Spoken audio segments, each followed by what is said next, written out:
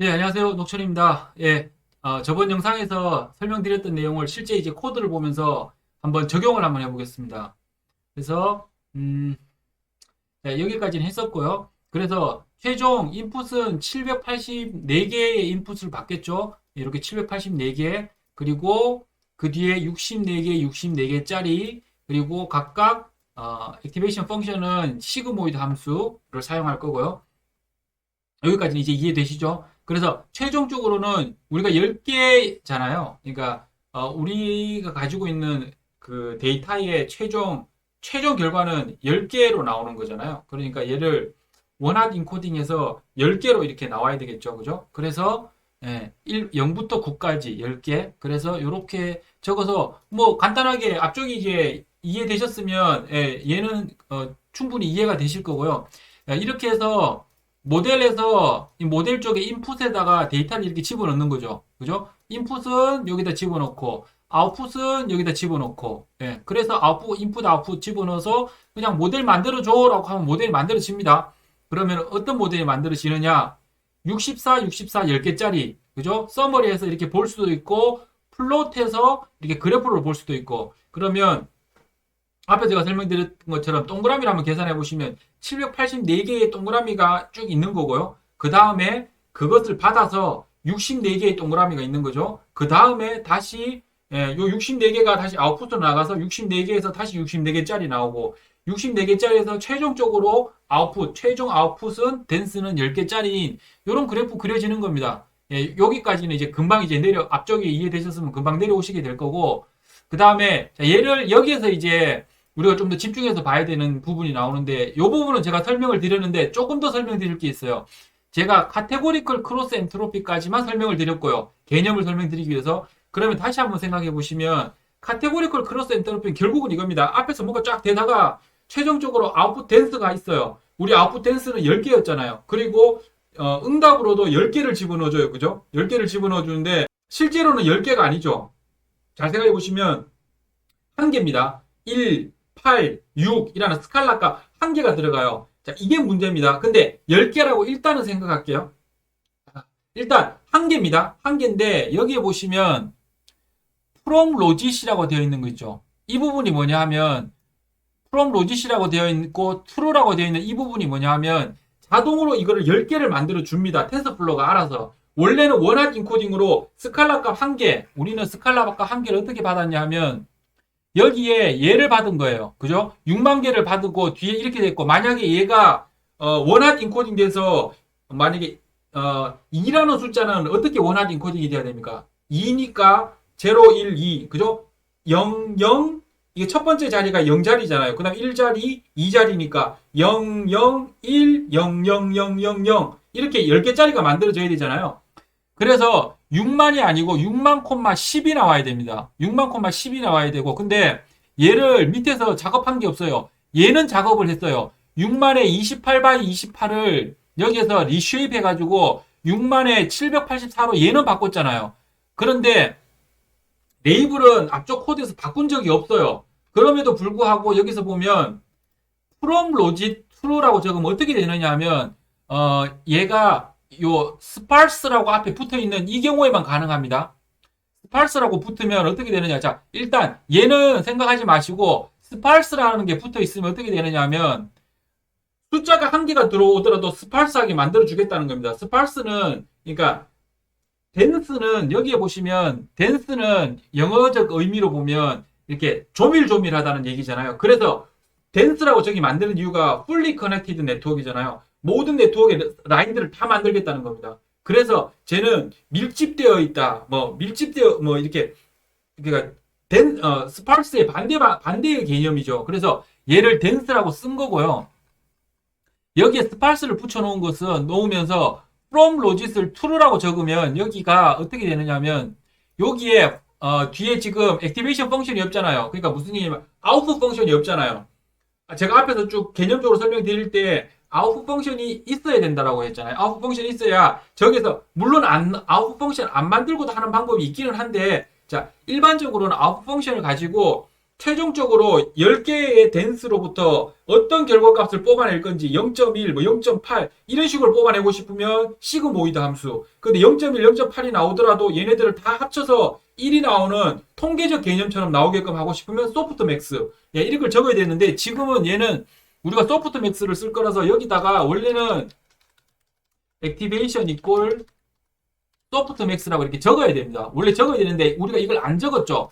안 적어주고 10개를 할 거야 라고 하고 난 다음에 마지막에 여기 로스에다가 내가 카테고리컬 크로스 엔트로피를 쓸 거고 그리고 거기에 스팔스 형식으로 true라고 적어주면 끝부분에 액티베이션 펑션이 자동으로 적힙니다. 그러니까 그런 정도로 사용되고 있고요. 그래서 어쨌든 카테고리컬 크로스 엔트로피는 최종 결과물이 나왔는데 그럼 이것과 레이블을 맞춰볼 거잖아요. 저기 스팔스 했기 때문에 자동으로 스칼라 값이 하나 들어오도 원하진 코드에서 10개로 만들어집니다. 레이블에 있는 값이 10개로 만들어졌다고 생각하시고 자 10개로 만들어졌을 때 그러면 이 둘 사이를 비교를 해야 되는 어떻게 하냐면 카테고리컬 크로스 엔트로피죠. 바이너리 크로스 엔트로피가 아니죠. 그러면 카테고리컬이니까 얘가 최종 나오는 이 10개의 댄스로부터 나오는 최종 아웃풋에 소프트 맥스를 썼고 소프트 맥스를 썼기 때문에 여기는 자동으로 전체 합이 1이 되는 어떤 그런 식으로 무조건 결과값이 나올 것이고 이 나온 것이랑 얘랑 두 개를 비교해서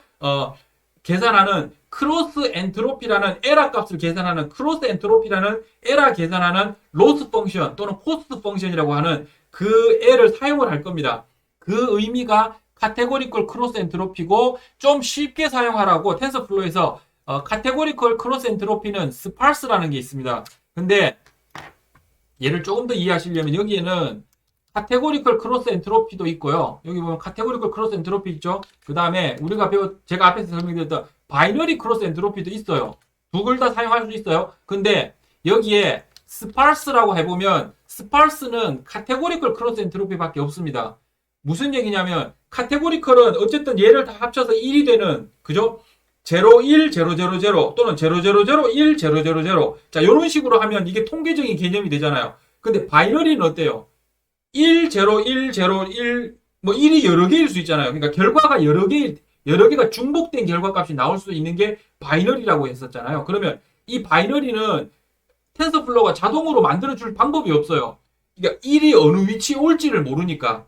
그죠? 그래서 여기 보면 스팔스는 카테고리컬 밖에 없고 스팔스 바이너리 크로스 엔트로피는 없는 이유가 이것 때문에 그렇습니다. 어쨌든 카테고리컬 크로스 엔트로피를 쓰고 싶은데 내가 원한 인코딩 하기 귀찮아. 그러면 스팔스 카테고리컬 크로스 엔트로피를 쓰시면 되고 그럴 때 데이터는 그냥 스칼라 값 넣어주면 자동으로 레이블이 이 원한 인코딩 된다. 이렇게 생각하시면 됩니다. 그리고 요 뒤에 from logic true를 안 적으셔도 돼요. from logic true를 안 적으시면 여기를 안 적으시고 대신 여기를 액티베이션에서 소프트맥스 이렇게 적어주셔도 됩니다. 그래서 요 개념은 아마 이제 이해가 되셨을 거고 그러면 이제 옵티마이즈라는 걸 사용을 해야 되는데요. 옵티마이즈를 한번 볼게요. 옵티마이즈는 뭐냐면 이것도 복잡하게 가야 됩니다. 근데 일단 개념적으로 그냥 코딩만 한번 해보자는 거니까 옵티마이저는 뭐냐면 이렇게 하면 여기에서 크로스 엔트로피라는 뭐를 사용했냐면 코스트 펑션을 사용했잖아요. 크로스 엔트로피라는 코스트 펑션을 사용했고 크로스 엔트로피라는 코스트 펑션이 그러면 두 개를 비교해 봤더니 크로스 엔트로피라는 함수를 가지고 두 개를 비교를 한다는 얘기예요. 비교를 해봤더니 오류가 예를 들면 10 정도가 났어요. 10 정도가 나면 얘가 다음번에는 학습이 더 된다는 얘기는 학습이 한번 되고 나면 10이 다시 9가 되고 8이 되고 7이 되고 점점 그 로스 값이 줄어야 되잖아요. 그럼 이 줄게끔 만드는 방법을 어떤 식으로 줄게 할 것이냐가 또 그런 함수가 있는데 그게 옵티마이저라고 하고요. 옵티마이저는 종류가 조금 여러 개가 있습니다. 그거를 잠깐 볼게요.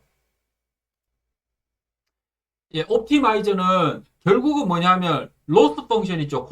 로스 펑션을 최대한 적은 방향으로 그러니까 제일 로스 펑션에 의해서 계산된 결과값이 가장 적은 값이 나오도록 로스 펑션은 결국은 최종 결과물과 레이블의 차이를 계산하는 거잖아요. 이게 값이 제일 결과값 작은 것을 만드는데 로스 펑션을 그래프로 그리면 예를 들어 뭐 이런 그래프가 될 수도 있고요. 그 다음에 뭐 이런 그래프가 될 수도 있고요. 그래프가 어떻게 될지는 모르겠어요. 왜냐하면 데이터가 차원수가 높기 때문에 어떤 그래프가 나올지는 모릅니다. 그런데 만약 예를 들어 그냥 심플하게 하는 생각에서 이런 식의 만약에 그래프일 때 얘를 어떻게 찾느냐면 요래요. 그냥 간단한 원리는 이렇습니다. 여기에 어떤 특정한 내가 현재 이 위치에 있어요. 계산을 해봤더니 어떤 특정한 이 둘 사이 비교값을 해봤더니 이 위치에 있다라는 게 이 위치에 있어요. 그러면 여기에 미분을 합니다. 미분을 해서 여기에서 기울기를 구해요. 기울기를 구한 다음에 이 위치로부터 점점 내려가야 되는 곳은 최종 목적은 여기잖아요. 여기를 향해서 가야 되는데 그러면 이만큼 내려가야 되잖아요. 그래서 근데 얘는 이제 이게 2차원으로 보여서 그렇고 데이터가 이게 피처가 늘어나면 이게 3차원을 뭐 이렇게 됩니다. 그러면 메쉬 형태의 이런 모양이 되거든요. 그러면 어느 방향으로 내려갈까? 그러니까 산으로 생각하시면 돼요. 산인데 산에 지금 정상에 있는 거예요. 정상에서 어느 방향으로 어떻게 내려가야 될지를 찾는 게 코스트 옵티마이즈라고 생각하시면 됩니다. 그랬을 때 방법은 여러 가지가 있는데요. 이게 인터넷에서 찾아보면 이런 데이터가 있더라고요. 자료는 여기서 나왔고, 그랬을 때, 뭐 이런 여러 가지 방법들이 있습니다. 뭐, GDS, 그러니까 그레디언트 디센트라 그래. 그레디언트 디센트, 그러니까, 경사를 점점 내려온다는 얘기입니다. 그레디언트 디센트라는 게, 그레디언트 디센트가 있는데, 이거는, 제일 처음 일반적으로는 어떻게 하느냐면, 학습을 할 때 전체 데이터, 우리 같으면 6만 개잖아요. 6만 개의 데이터를 다 보고 계산을 다 해봐요. 다 해보고 나서 그 다음에 내가 어느 방향으로 각 데이터를 다 넣어봤더니 최종적으로 얘가 어느 방향으로 갔을 때 다음 스텝에서는 좀 더 이 로스 값이 줄겠더라라는 게 계산이 될 거잖아요. 그럼 그 계산되는 걸 가지고 조금 줄여요. 조금 줄이고 또 좀 줄여진 상태에서 또 계산을 또 해요. 그러니까 이거를 계속 반복하는 겁니다. 그렇게 반복하는 건데 그렇게 해봤더니 너무 효율이 떨어지더라는 거죠. 그래서 전부 한 번에 데이터를 보지 않고 이 데이터를 조금 줄여서 6만 개면 예를 들어 뭐 한 500개만 먼저 보고 500개의 데이터 랜덤하게 스토캐스틱 그레디언트 디센트입니다. 스토캐스틱 그레디언트 디센트. 그래서 기본적으로 500개의 데이터 정도만 보고 이것도 그냥 랜덤하게 뽑아가지고 500개 정도만 딱 보고 받는 거를 봤더니 이 데이터를 다 계산을 해봤더니 다음은 뭐 이쪽으로 가라 아니면 이쪽으로 가라 방향을 어느 방향으로 가야 될지 방향과 이쪽 방향 그럼 이쪽 방향으로 뭐 한 이만큼 갈 건지 아니면 이만큼 갈 건지 그죠? 얼마만큼 갈 건지 또 계산이 되거든요. 그래서 그거를 계산해서 가자. 그러면 6만 개지만 일단 500개 보고 이렇게 내려간다는 게 곧 학습입니다. 이렇게 학습이 되고 또 다시 500개를 보고 학습을 하고 500개를 보고 학습하고 그러면 6만 번 나누기 500 하면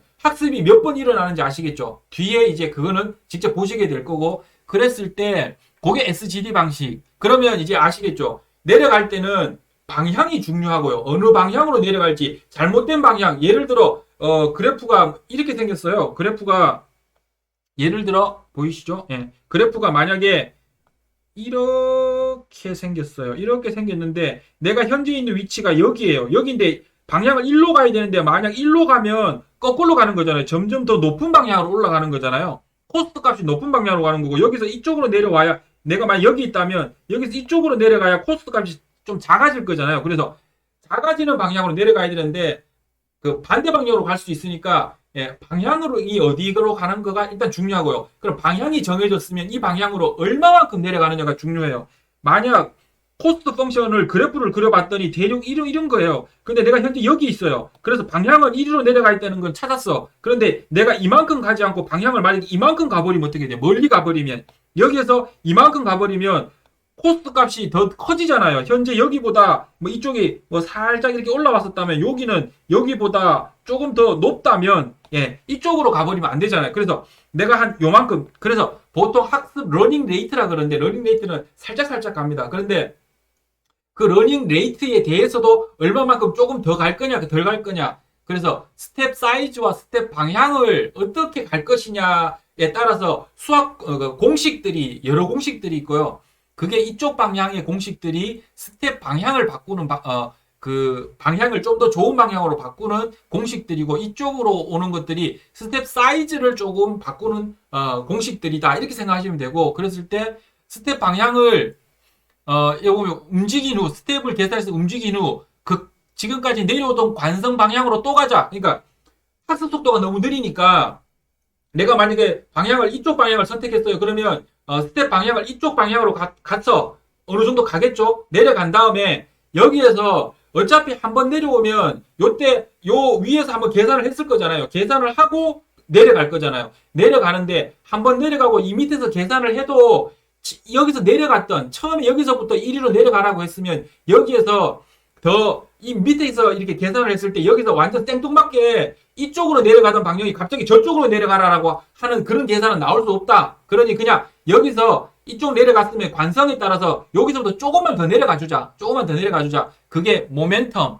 그래 관성이라는 개념을 넣은 수학 공식을 만들어서 그걸 모멘텀이라 그러고요. 그 다음에 스텝 사이즈는 안 본 곳은 빨리빨리 가고 그 스텝 사이즈를 살짝 갈 거냐 좀 길게 갈 거냐를 그거 가지고 좀 계산 한번 해보자 하는 게 아다 그리드. 그 다음에 RMS 프로 나머지 것들 다는 할 필요는 없으니까요. 개념만 좀 이해하시라고 이걸 설명을 드리는 겁니다. 수학 빼고 한번 해보려고. 자, RMS 프로는 보폭을 줄이는 건 좋은데 이전 맥락 상황 봐가면서 보폭을 줄이자. 천천히 가자 그러니까 여기서 학습 속도가 느려지다는 거죠. 그래서 보폭을 꺾는다 하더라도 맥락이라는 다른 상황들을 조금 더 보고 가자라고 하는 게 RMS 프로. 그래서 모멘텀이 스텝 방향을 좀 잘 가보자는 거고 RMS 프로는 스텝 사이즈 조절을 좀 잘 해보자는 건데 이 두 개를 섞어 놓은 게 아담입니다. 그래서 지금 우리가 그냥 이렇게 프로그램을 해서 실제로 얘를 가지고 상업용으로 만들기 위해서 막 이렇게도 해보고 저렇게도 해보고 왜 이게 학습이 제대로 안 되는지를 막 따지는 그 과정이 아니기 때문에 그냥 일반적으로 그냥 이렇게 한번 해보는 과정에서는 아담 정도를 쓴다고 해도 크게 무리가 없습니다. 그래서 아담이라는 걸 쓸 거고요. 뭐 그래서 그런 데는 넥도 있고 나담도 있고 뭐 이런 이름들이 있다. 이거 말고도 또 많습니다. 근데 이런 것들이 있다 정도까지만 일단 이해를 하시면 코딩을 하는 데는 크게 문제가 없을 겁니다. 자, 그러면 이쪽이 이제 이해가 될 겁니다. 로스 값은 정했고, 로스는 내가 어떤 식으로 최종 로스를 구할 건지, 로스 함수는 정했고, 그 다음에 옵티마이저는 RMS 프로를 여기서 쓴다고 돼 있는데, 이게 텐서플로우 도큐멘트에 이렇게 돼 있어서 그렇고요. 일반적으로는 여기에 점에서, 여기 보면 아담이라는 게 있죠. 이렇게 얘를 쓰면 됩니다. 근데 지금은 그냥 있는 대로 그냥 한번 해볼게요. RMS 프롭을 써도 상관이 없으니까 RMS 프롭 써서 옵티마이즈 이 로스 값을 점점 줄이는 방향으로 계산을 해. 그래서 결국은 이 두 개는 함수입니다. 수학 함수를 뭐 쓸래라는 거를 여기다 적어 주시면 되고 그 다음에 매트릭스에는 내가 원하는 이렇게 학습을 하는 과정에서 어떤 매트릭스 그러니까 중간에 학습을 하면 그러면 중간중간 학습할 때마다 로스 값이 얼마이고 그 다음에 로스 값이 얼마이면 거기에 맞춰서 에큐러시 정확도는 얼마인가 뭐 이런 것들을 볼 수 있는데요. 기본적으로는 베이직하게는 로스 값만 보여줍니다. 로스 값이 점점 줄고 있는지를 확인하라고. 그런데 거기에 나는 에큐러시까지 더 볼 거야 라고 하면 나중에 이렇게 에큐러시가 보여요. 이런 식으로 세팅해주면 이렇게 하고 나중에 모델.점 fit 해가지고 그냥 PC 학습해라고 하고 여기 데이터 집어넣어주면 됩니다. 근데 데이터를 집어넣어 줄 때 여기에 좀 다른 옵션들도 좀 있고 이제 그러면 이 결과물이 떨어지면 이 숫자들이 무슨 의미인지가 조금 이해가 돼야 되거든요. 그 영상은 요 뒤쪽에서 해서 다음 영상에서 학습을 마무리 짓도록 하겠습니다. 이번 영상은 여기서 마치도록 하겠습니다.